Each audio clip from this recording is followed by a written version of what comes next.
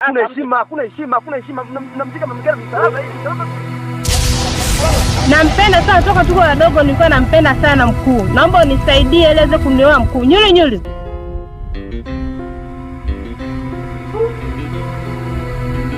Mbona alichonifanyia mimi mwenyewe nimefurahi.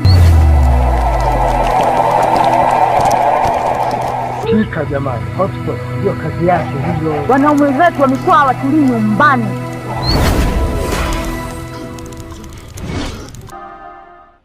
Moyo ni giza limetanda, oh tanda, nahisi nimefungwa kamba. Oh kamba, ni wewe tunakupendaga, oh sana, ndege mtini nimekwama.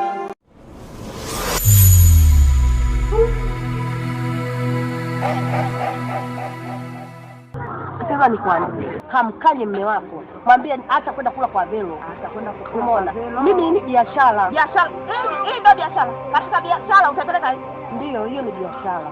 Hii ni biashara. Biashara ndio ni biashara. Hapo unapokuwa wewe taratibu mwenyewe wewe. Ndio taratibu. Yaani jiheshimu. Wewe. Dada, hapo naomba wewe. Nakwambia hivi kuna biashara. Nani huyo? Ikimaliza hata mwezi. Uje sio dada tena naye. Hebu nenda nyumbani. Mambo ya ngombe nini dada? Nenda nyumbani. Unajua huyo bwana wako kwanza anakukubaisha, anakuvisha minguo kama hiyo, angalia malapa ya kishamba nini. Kwa nini usiwe na mtu kama mimi? Wewe ni binti mzuri Angel. Kwa nini usienjoy? Samahani kaka. Angel, mimi naomba nikupe muda. Kaa kwa kufikiria. Nenda katafakari kwa sababu unapichana na hela.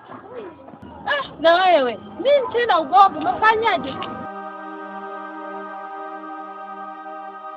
Tuende baya na wewe. Amekuja anazingua huyo. Amenikela hapa, ananitisha maneno yake machafu, biashara yangu. Sijapenda. Hebu chapa kazi. Jamaa. Hapa duniani watu wamekuja kuenjoy, kujaja kuhangaika Angel. Wewe vipi? Yaani ukae na mkata mkao ufanye nini yani kwa mtoto mzuri kama wewe? Hebu achana na watu kama hao. Mimi nataka nikutoe kijijini hapo tukakaa mbele huko. Okay. Nadhani leo ni kama vile nimekushtukiza. Hebu naomba tutaonana siku nyingine. Kaa kafikirie, sijui ulikuwa unaenda kisimani, sijui ulikuwa wapi, sijui. Nenda kafikirie vizuri Angel. Okay, sawa.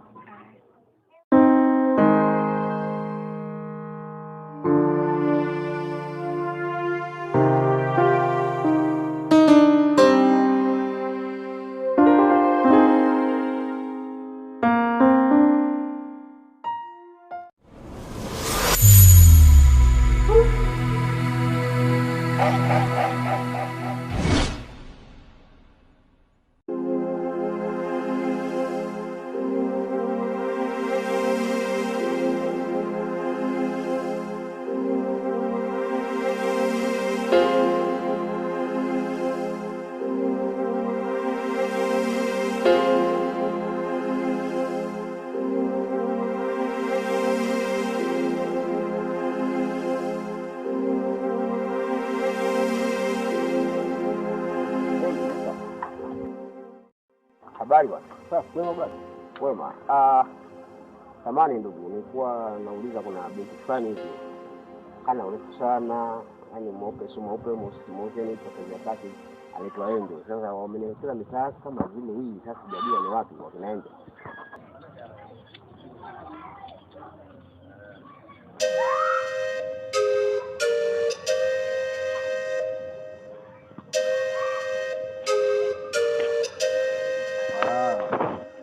Binti bwana, kama nitakuwa nimepatia au nimekosea, najua mbele ya safari. Binti ukipita hii njia, mbona njia? Ndio.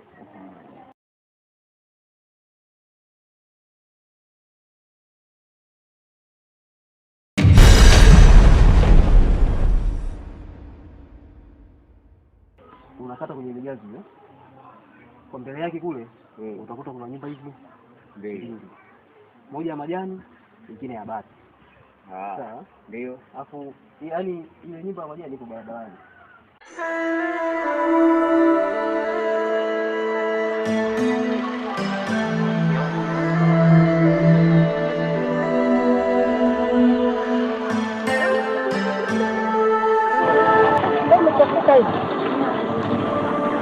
Ulikuwa unaelekea wapi? Hapa nilikuwa natoka nyumbani, nilikuwa nakuja mjani kwako nichukue oda mkuu. Sana shangaa tena tunagongana hapa hivi. Sawa. Ina maana utaona inalijazi mwingi mbele. Hapa utamkuta. Oh. Basi shukrani bwana. Basi haina shida. Hamna noma. Sawa. Unaitwa nani vile? Mimi naitwa Raimu. Oh, Raimu. Yeah. Asante sana. Poa poa.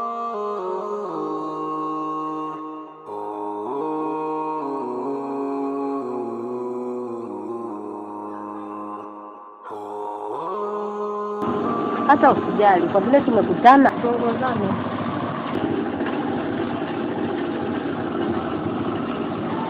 Basi mshi.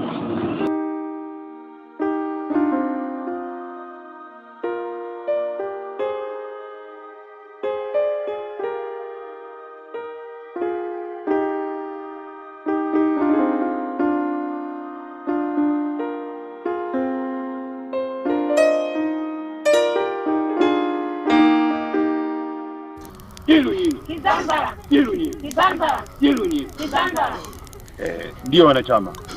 Nafikiri hapa mnaona kuna mwanachama mpya. Kwa hiyo nilikuwa napenda sana nimtambulishe kwenu.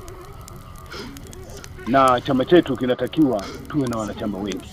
Kwa hiyo naomba mjitahidi sana kuongeza wanachama. Sababu haiwezekani kuwa na kikundi chenye nguvu. Niwaombe sana na nyinyi mlete wanachama. Sijui mnanielewa? Ndio mkuu. Hivi mzee mbona simuoni yeye? Yuko wapi? Amesafiri. Asili bila taarifa hata kuniambia. Nilikuwa dharura. Unajua nyinyi mnapenda dharau. Sasa basi atakaporudi nitampa adhabu iliyo kubwa. Ili na nyinyi muendelee kujifunza. Siku nyingine muwe na adabu. Nyilu. Kizanda. Mkuu. Bibi, kuhusu swala langu mkuu. Maana yule kijana mpaka sasa hivi bado anisaki mkuu. Mkuu, naomba unisaidie, maana usije nikaibiwa na wanawake wengine. Naomba unisaidie mke wangu aweze kunyoa. Nimekuelewa. Sikiza nikwambie mwanachama wangu. Mzimu yetu ni msikivu sana. Usiwe na wasiwasi yule kijana. Lakini mambo mazuri hayahitaji haraka. Mkuu. Ndio. Na mimi ombi langu lile lile. Yule mwanamke bado ananichefua. Wanaume wetu ni kwa awali nyumbani. Ni kwake. Ni kupitia. Yule mama anapika vizuri, mama fulani anapika vizuri. Shida nini mkuu? Naomba unisaidie kwa hilo. Nyilu. Kizanda. Hata wewe ombi lako nimelisikia vizuri, linalingana na la huyu. Nimesema kwamba mambo mazuri hayataki haraka. Yaani msio na shaka. Mkuu wetu anatekeleza vizuri. Yaani kuna maelekezo machache tu mafupi, kwa muda mfupi tutayatekeleza. Msio na shaka na mambo yatakwenda vizuri. Nyilu. Kizanda. Nyilu. Kizanda.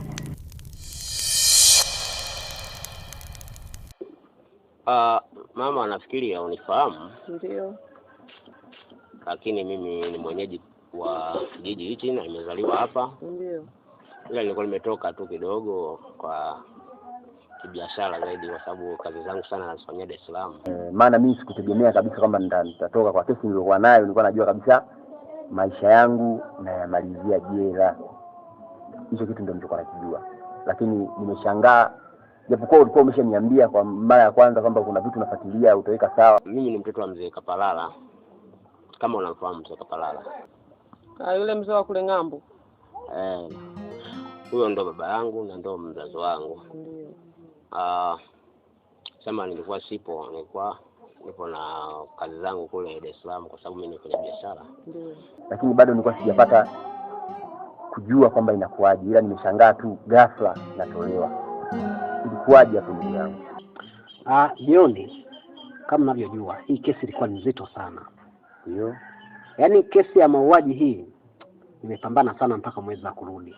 Kilichonileta hapa mama yangu Kwanza nakuomba samahani kwa hicho nitakachokuambia, kwa sababu sio jambo jema sana kukueleza wewe moja kwa moja, lakini inabidi nifanye hivyo kwa sababu naona kama muda unanitupa mkono.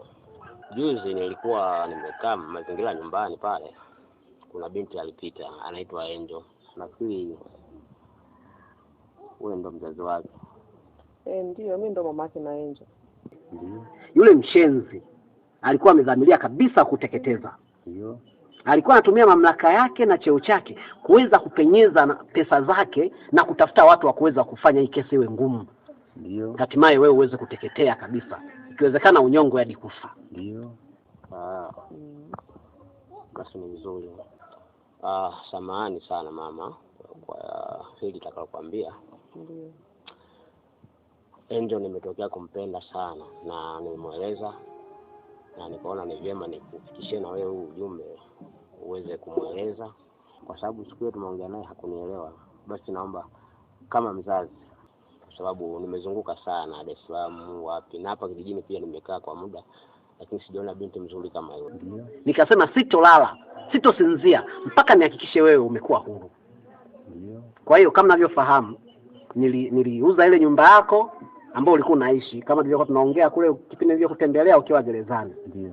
Lakini hela niliyoipata nikaona haitoshi.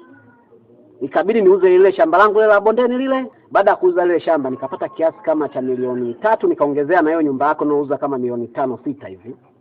Lakini bado pia raia walinichangia ambao waliguswa na ile tukio lako. So nilikuwa naomba ridhaa yako umueleze Angel mimi niko radhi kufunga ndoa na yeye, sitaki kumchezea. Ndio baba.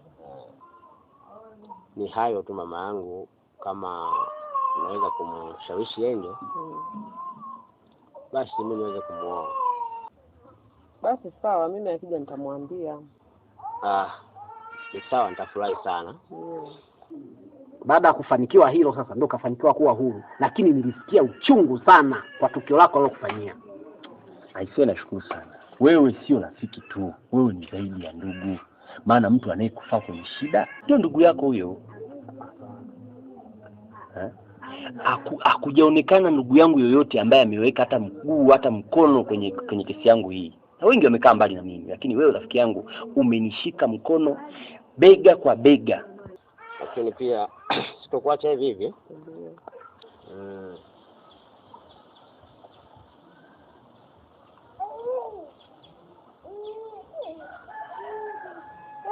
Wow. Hii itakusaidia kama una dharura ya vocha kwa kusaidia ndugu na jamaa. Ndio.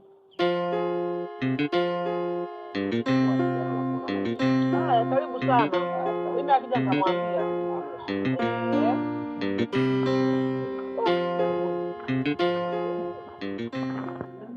Na haujaniacha hata kidogo. Kwa hiyo mimi nikushukuru. Tena nakushukuria wewe sio rafiki yangu tu, ni zaidi ya ndugu. Lakini kitu kingine, unajua mimi na hasira sana na yule bwana.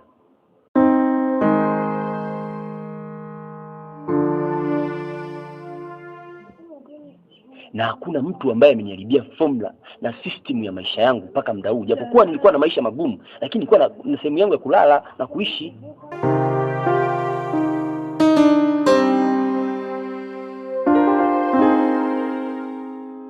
Lakini mpaka muda huu sina pa kuishi. Kwa hiyo ni mtu ambaye namchukia na nataka nifanye kitu ambacho hii dunia nzima itaendelea kuniangalia.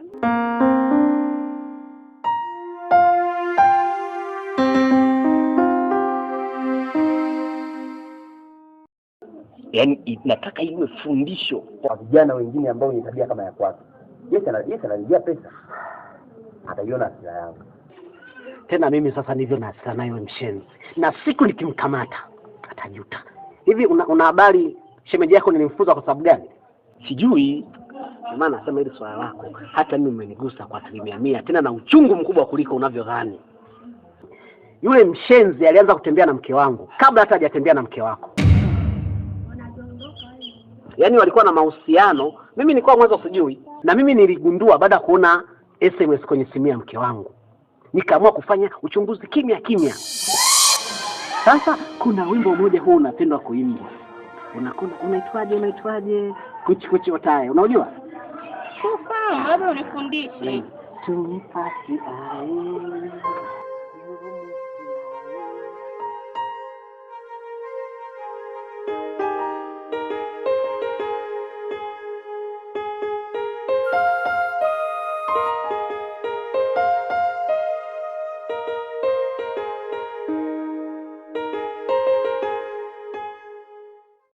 Mambo vipi dada?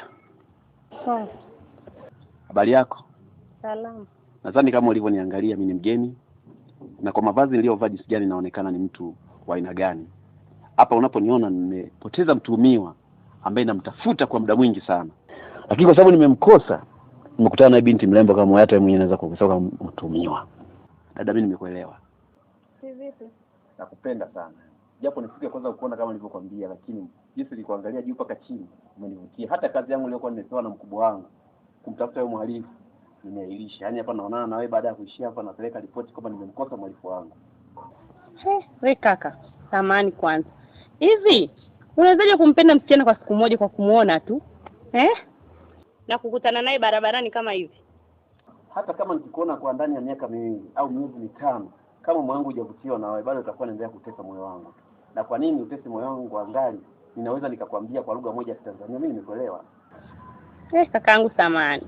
Ngoja tu nikwambie ukweli. Mimi ni mke wa mtu, sawa? Na nimeolewa kabisa. Kwa hiyo mambo hata siyahitaji kwanza. Kwa hiyo samahani sana Asante sana. Naomba nisikilize kwa maneno ya mwisho.